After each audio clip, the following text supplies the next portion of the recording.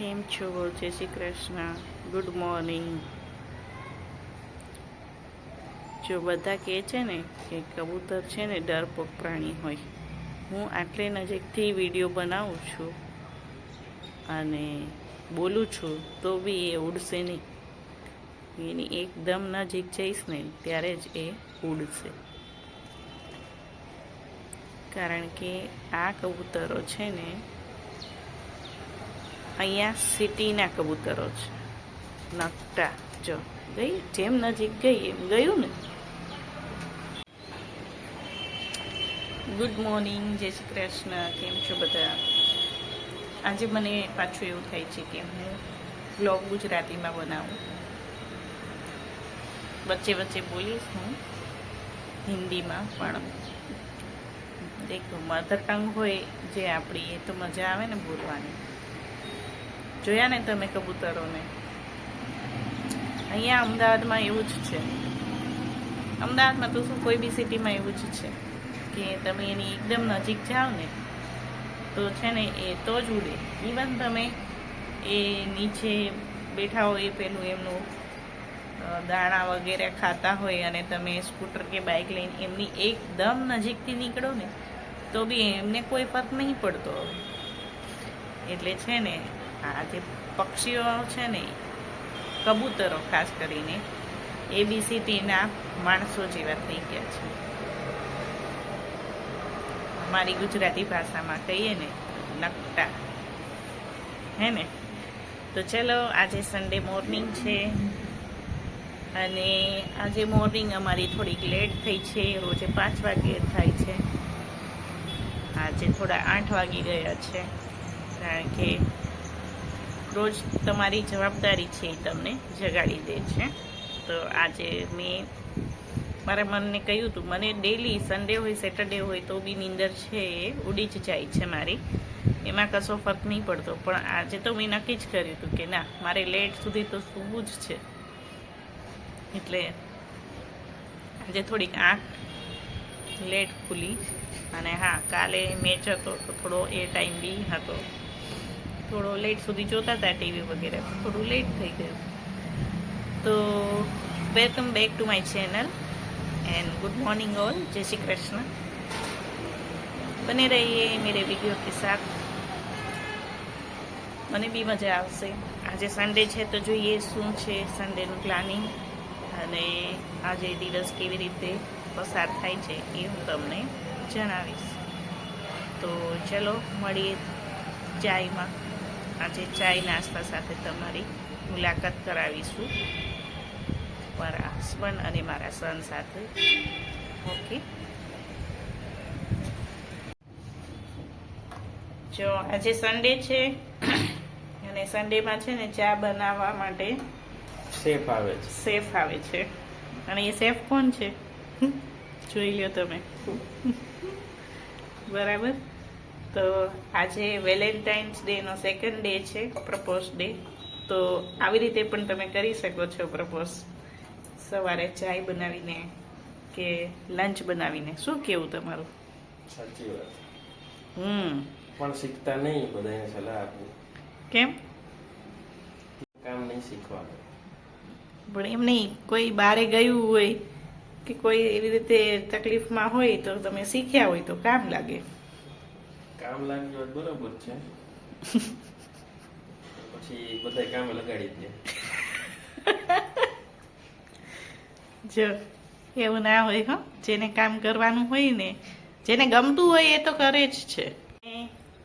કિચનનું કામ ગમતું હોય કરવું, એ કરે જ છે. ઓકે, મને ગમે એટલે જ કરું છું.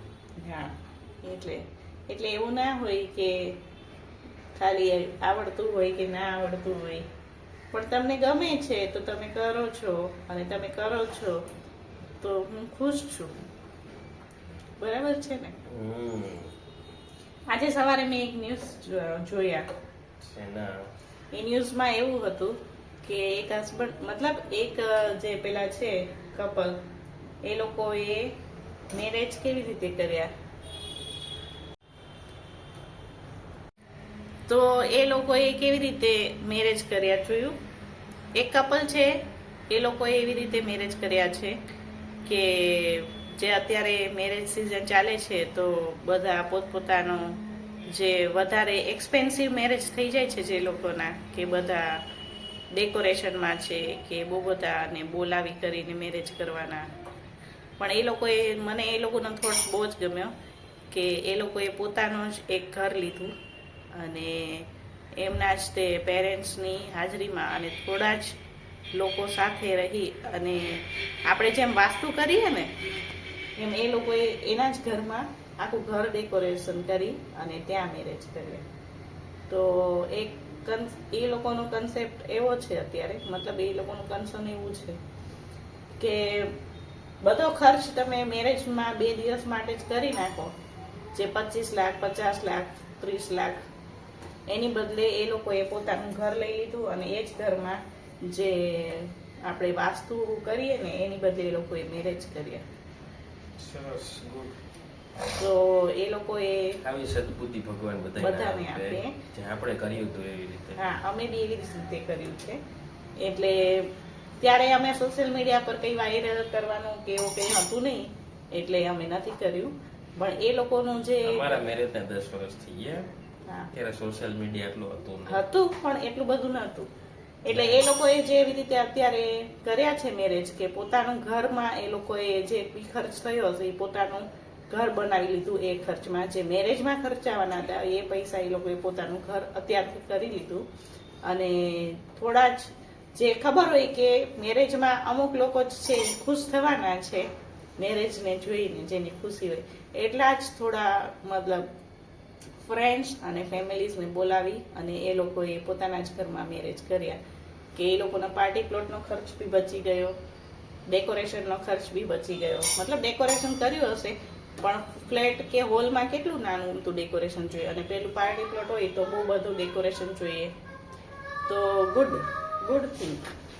બધાએ આવું જ વિચારવું જોઈએ કે ખોટો એવો ખર્ચ કરીએ, જેને છે એ તો કરવાના જ છે અને એ લોકોને કઈ ફરક બી નથી પણ એની પડતો. પાસે છે હું તો કોઈ નહીં, આપણે કેવું જોઈએ કે ના કરો, એની જગ્યાએ તમે તમારા છોકરાઓ માટે અથવા તો થોડુંક દાન ધર્મ કરો, બરોબર છે.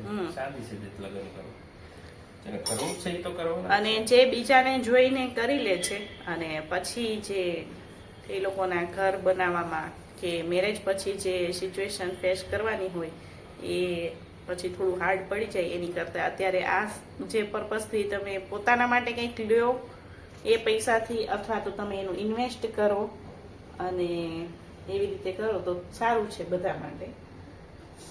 તો મને ગમ્યું આજે. બરોબર છે. ગુડ. તમે મારા સનને નહોતા મળ્યા એટલે એને બી એક્સાઇટેડ છે તમને મળવાની, તો શું કેવું છે તારું? હું એવું કહેવા જતો તો પેલા બધાને શું બોલવાનું? જય શ્રી કૃષ્ણ. જય શ્રી કૃષ્ણ, ગુડ મોર્નિંગ બધાને. અને આજે શું બતાવવાની છે તારે? ડેટ, આજની ડેટ છે ચલો જોઈ લો બધા, આજની ડેટ શું છે? 8. અહીંયા ઉભું રહીને બતાવી દે એટલે. તો આજે છે ને સન્ડે છે. અને કઈ ડેટ છે આજે? સન્ડે છે 8 અને જો આજે 8 તારીખ છે, સન્ડે છે અને ફેબ્રુઆરી 8 ફેબ્રુઆરી છે અને સન્ડે છે. તો આજે સન્ડે છે તો તમારે શું કરવાનું છે? શું પ્લાનિંગ છે તમારું? આજે પ્લાનિંગ છે હોમવર્ક કરવાનું છે કે નથી કરવાનું? કરવાનું છે. હા. પહેલા ખાઈને પછી કરી. પેલા ચાય નાસ્તા બાકી છે તમારા? હા. આજે તમને ચાય કોના હાથની મળશે? પપ્પા. તને કોના હાથની ચાય વધારે પસંદ છે? પપ્પા. Okay, good. તો અમારી ચાય રેડી થઈ ગઈ છે. તો ચલો, અમારી ચાય રેડી થઈ ગઈ છે. હવે અમે મળીશું લંચમાં, પણ લંચમાં ટાઈમ હશે તો શ્યોરલી તમારી સાથે શેર કરીશું. Okay, by.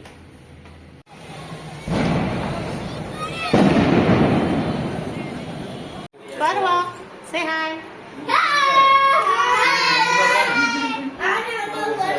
आज पर्व के फ्रेंड्स सब आए हैं, देखो एंजॉय करेंगे संडे.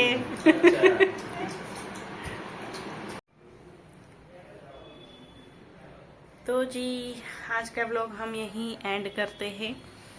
और यस, इवनिंग में मुझे थोड़ा टाइम नहीं मिला क्योंकि आज पर्व के सारे फ्रेंड्स आए थे।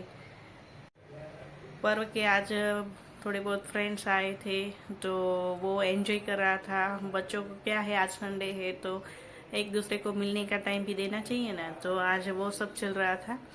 और आज थोड़ा संडे था तो हम भी बाहर गए थे काम से, तो आज हमारा पूरा दिन ऐसे ही गया है।